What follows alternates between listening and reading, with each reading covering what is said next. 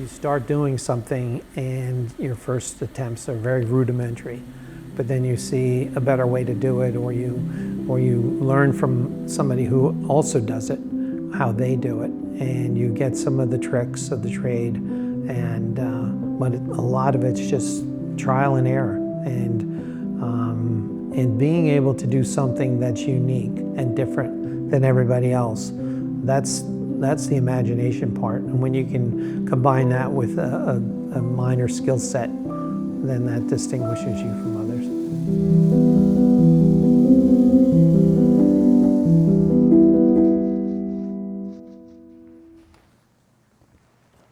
Hi, I'm Tim Alpaugh, and I'm the Claret Dreamer.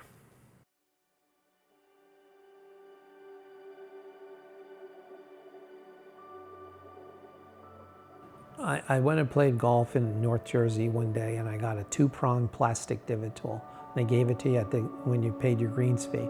They said, fix your ball mark and one other ball mark. And so I took it, used it, brought it home. And I did a project, and I had Purple Heart, which is, it's about the color of eggplant. And they used to use it for golf shafts, but they used to use it for boat docks and things like that. Very hard wood from Africa. And I had some extra pieces of that, and I decided to fashion myself a divot tool out of Purple Heart. And I brought it with me to play golf, and my friend saw it. He said, hey, can you make me one of those? And somebody else wanted one. And then 1996 came about, and the President's Cup was down at the Robert Trent Jones Golf Club at Manassas, Virginia. And the year before that spring, a friend of mine asked me if I wanted to volunteer at one of the senior golf tournaments, the Cadillac NFL golf tournament at Upper Montclair Country Club in Clifton, New Jersey. I got assigned to Arnold Palmer, and I gave him one of my divot tools. And at the end of the round, I said, would you be interested in having those for your players at the President's Cup this year? And he said, I would. And so I gave him my card, and I get a phone call that said, is Tim there speaking?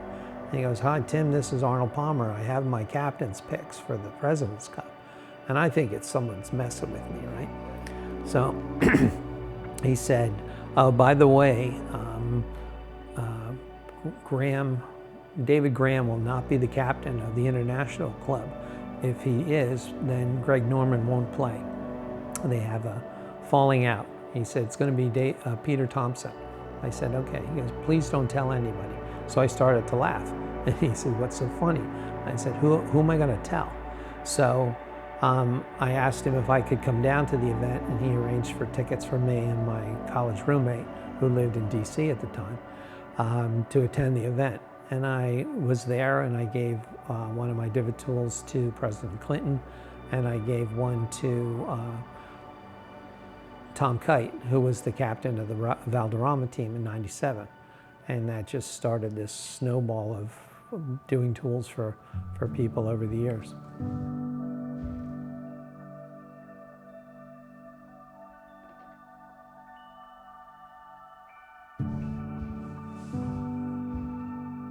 So years ago, I went over and visited St. Andrews. Got to play the old course. What an honor, what a treat. It's spiritual, and you stand on the first tee, and it's like, I would equate it to a Catholic being in the Sistine Chapel, or, you know, for the very first time. And to know all the players who stood on that tee box before you, it's just so cool. So I'm playing the course, and I got out on about the 4th hole, and my hickories are in my bag, and I come back, and there's a marshal standing there in a dark gray coat looking through my bag. And I walk over like a typical American, can I help you? And he said, my great-great-grandfather was James Spence. He was a club maker here in St. Andrews. And I said, I know exactly who he was. I said, he was partnered with James Gourlay, and they had an ampersand, an S, and a G on a 3-leaf clover. That was their clique mark. And then back in the day, you stamped your clubs because of the pride you had in making these things. I said, after World War I, they broke up, and he changed his clique mark to a pin sitting in a hole. And I said, then he sold his business to Robert Forgan, who reused his cleek mark. And the guy stood there slack-jawed, and he said, laddie, the only thing better than a hickory player is an educated hickory player. Do you mind if I walk with you? And we walked 4, 5, and 6. He goes, I have to get back to my post. So I said, well, I have one of your great-great-grandfather's clubs. I'll bring it with me the next time I come to Scotland. And it's almost that notion that my mother used to say, mark it on the ice, like a promise that wasn't going to be kept. But I had every intention of keeping this promise. So 3 years later, I returned to St. Andrews, and I played the old course. It was the 8th and final round of my 8-day trip.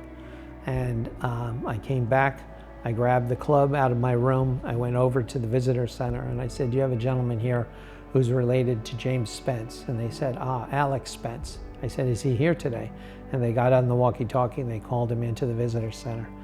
And I said, I'm sure you don't remember me, but 3 years ago you told me that James Spence was your great-great-grandfather. And he said, aye. And I said, I have something I want to give you. And I took the club out. And I restored the club, put a new grip on it, repolished the head, and on the bottom by the hosel, it said James Spence, St. Andrews. I give him the club. He looks at the name. Tears start flowing in his face. Tears start flowing in my face. All these people are there clapping, and there's nothing you can say. And so I said, can I get a photo of you with the club? So we walked over to the first tee of the old course, and the starter, JJ, is standing there. He said, JJ, can we have the box? And JJ turns to these 4 golfers, 3 caddies, and said, gentlemen, please exit the tee box. And they looked at us like, what do you mean? You're going to share that one club and you're going to play together? And he turned with his back to the R&A, and I took a picture of him holding it against his chest.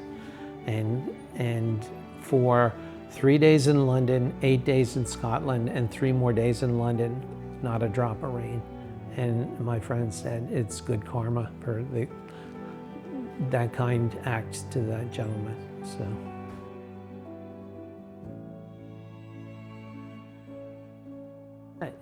I mean, my son-in-law went down to play a hoopy. He gave one of my divot tools to the assistant pro, who became the head pro at the tree farm. And he said, where did you get this? And he said, oh, my father-in-law makes these. And he said, your father-in-law is that guy? So to be that guy is pretty cool. I mean, I don't put my face on products. I don't advertise my face on my Instagram page. I was on a boat to Fisher's Island with John Bourne and Alex Holderness, and another gentleman who now works for them. And these 2 guys came over with white foreheads, white left hands, so you knew they were golfers. And they said, are either one of you guys Rees Milliken, who was the 4th gentleman?